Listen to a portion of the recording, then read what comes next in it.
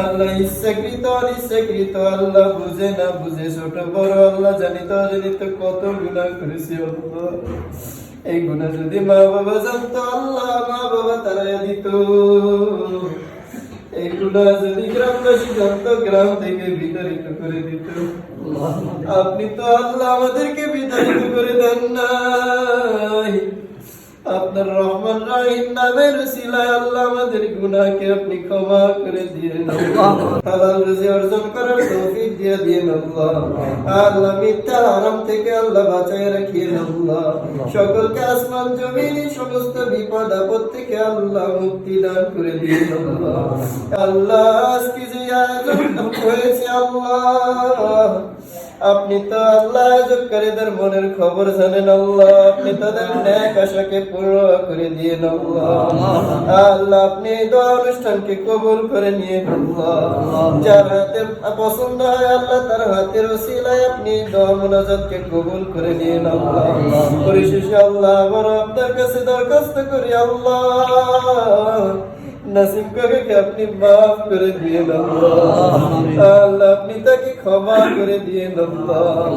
সুবহান রাব্বিকা রাব্বিল ইজ্জাতি আম্মা ইয়াসিফুন ওয়া সালামুন আলাল মুরসালিন ওয়ালহামদুলিল্লাহি রাব্বিল আলামিন। হাক্কি কালিমাতি লা ইলাহা ইল্লাল্লাহু মুহাম্মাদুর রাসূলুল্লাহ। আমরা রাজাপুরের কর্ণধার মন্ত্রী যাকে চিনি, আজকে 20 বছর বা 30 বছরের যার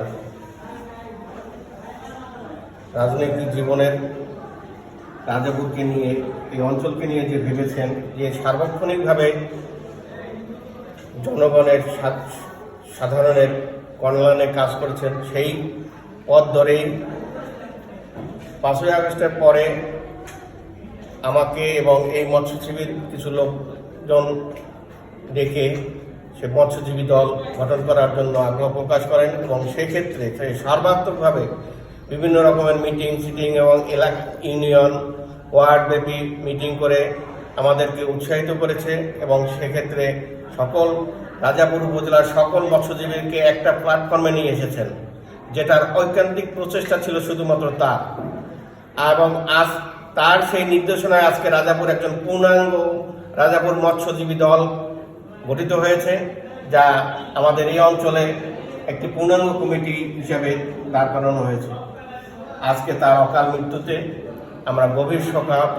তার জন্য আমরা সকলে দোয়া করি, তার মনোকামনা আশা পূর্ণ হোক।